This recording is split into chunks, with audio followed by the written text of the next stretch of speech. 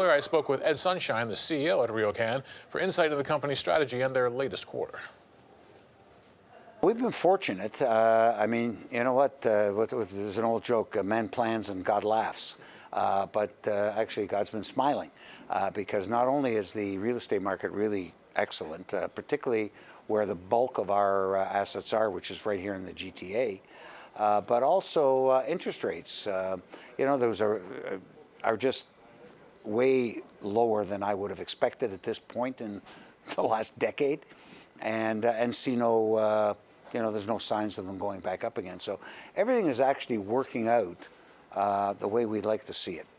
We disposed in the last 2 years of 10 million square feet of retail outside of the major markets, and we've been busy acquiring and building within those major markets, particularly the GTA. Can you seize on the opportunity fast enough? I mean, an apartment doesn't go up overnight. I have been to different sites in this city that were holes in the ground 3 years ago, and I meet up with the developers. How's that going? We're just getting out of the ground. It takes some time.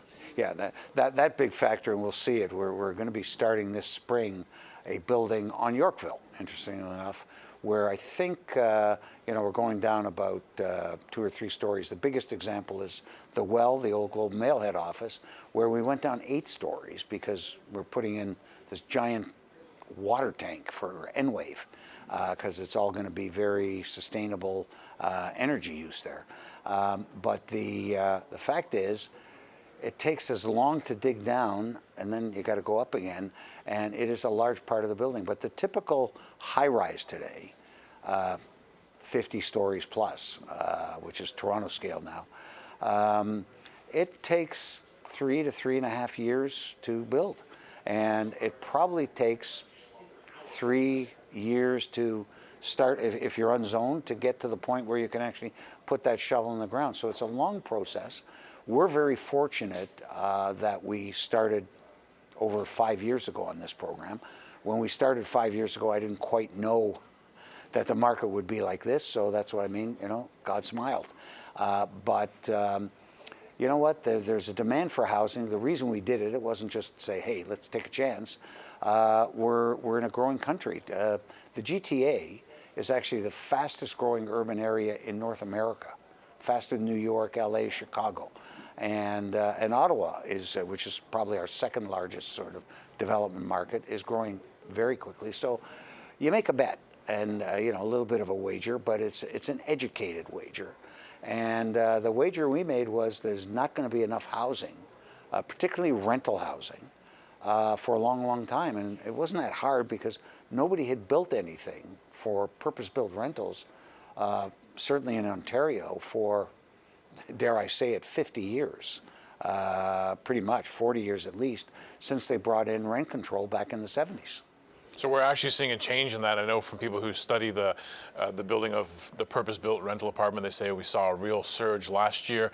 Are we keeping up on the transportation front, though, the ability to move people around the city? I have never seen traffic as bad as it is in this city. I'm born and raised here. Yeah, the answer is we aren't. I think everybody has good intentions, but if you think it takes a long time to build a building, it seems to take even longer to build a transit route. Best example is the one I live with every day when I go to work, the Eglinton Crosstown. That was supposed to be finished, dare I say it, last year.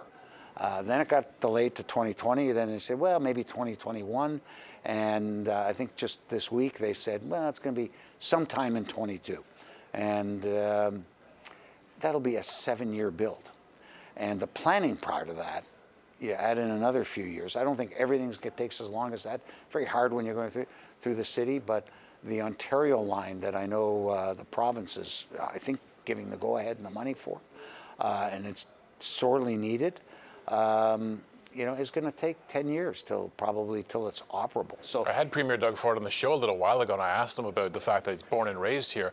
I feel like we keep hearing about these ambitious transit plans, then you get a change of government, and then they change it again. Of course, the Ontario line was, his project. Does it even happen if they don't stay in government? You talk about 10 years, that's beyond the mandate of a government, I know. Right? Now, some governments, I give Premier Ford a lot of credit. For example, we're building at Shoppers World. We're going to start within a year our first new building. It's down the road from me in Brampton. Yes, sir. And the line that was announced by the previous government that's going right up here, Ontario, right from the lake, and will actually be, its terminal is at our shopping centre at Rutherford, Hurontario and Steeles, is going ahead. And that was started by the last government. I think this government looked at it and said, yeah, it makes tremendous So there is some amount of hope for sense. long-term So planning. I think so. I think if the things are the right ones, governments won't just say, well, never mind the $100 million we've already spent on planning. We'll start over.